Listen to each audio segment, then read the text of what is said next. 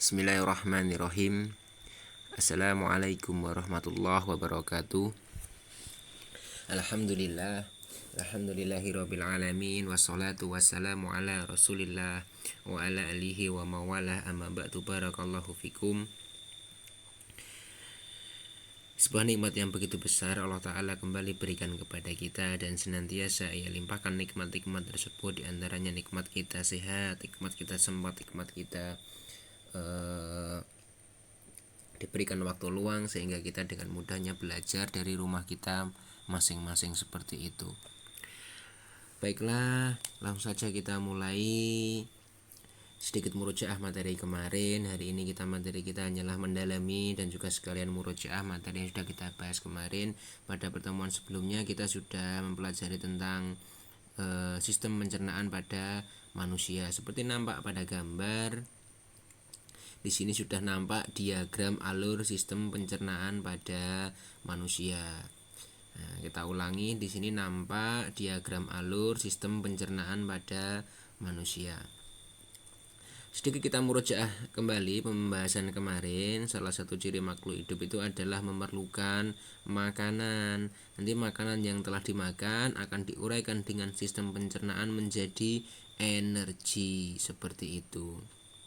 Jadi makanan yang kita makan nanti dia pada akhirnya akan diolah menjadi energi yang tentunya kita butuhkan untuk beraktivitas seperti sekarang ini. Sistem pencernaan manusia pada dasarnya dia berfungsi untuk menghancurkan makanan yang masuk ke dalam tubuh. Makanan yang semula dia dalam bentuk kasar dapat berubah menjadi bentuk yang lebih halus dengan bantuan gigi, dengan bantuan enzim yang kemarin sudah kita jabarkan masing-masing enzim yang ada di dalam sistem pencernaan manusia, seperti itu. Dengan enzim pula nanti dapat membantu tubuh kita untuk menyerap ataupun memproses sari pati makanan sehingga dapat difungsikan dengan baik oleh tubuh kita, seperti itu. Nah, selain itu nanti pencernaan juga berfungsi untuk membuang sisa-sisa makanan yang sudah tidak diperlukan oleh tubuh.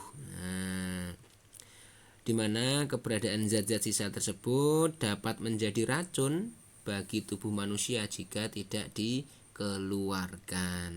Baiklah, akan kita uraikan masing-masing satu persatu yang tentunya belum selesai kita bahas pada pertemuan sebelumnya. Kita mulai dari yang paling atas. Di sini ada mulut.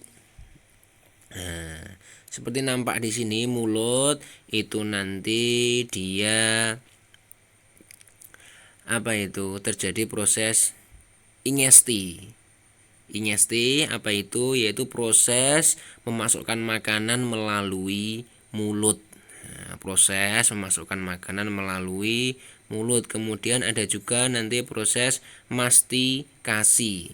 Ada proses mastikasi yaitu proses pengunyahan makanan menggunakan gigi. Jadi ketika kita makan, ingat kita kunyah terlebih dahulu, jangan buru-buru ditelan karena itu begitu penting sekali.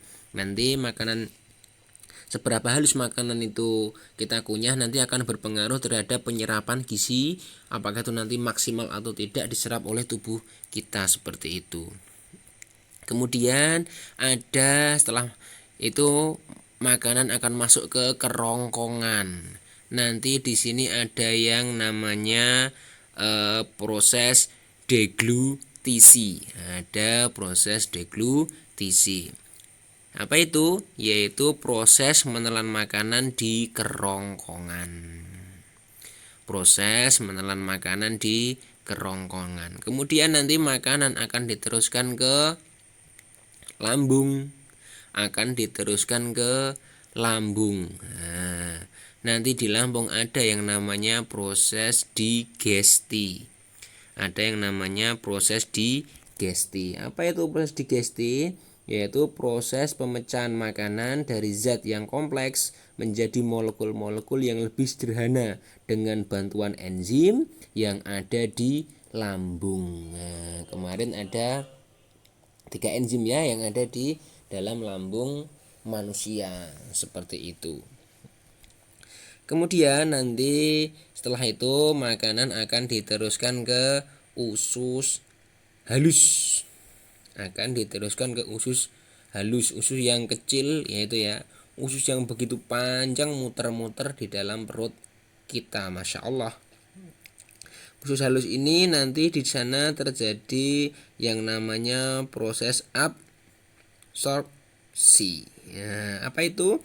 Yaitu proses penyerapan sari-sari makanan yang terjadi di usus halus, atau bahasanya apa? Proses penyerapan saripati atau sari-sari makanan. Nah, seperti itu. Kemudian muter di usus halus, kemudian dia akan nanti diteruskan ke usus besar. Di usus besar nanti ada proses penyerapan air dan pembentukan fases.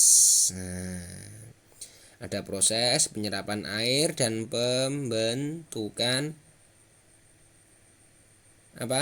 feses ya, atau bahasanya kita ya kotoran itulah. Nah, agar lebih mudah dipahami.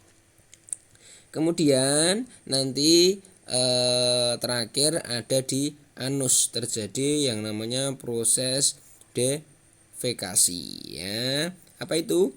Proses pengeluaran sisa-sisa makanan yang sudah tidak diperlukan oleh tubuh. Nah, ini diperankan oleh anus seperti itu. Nah,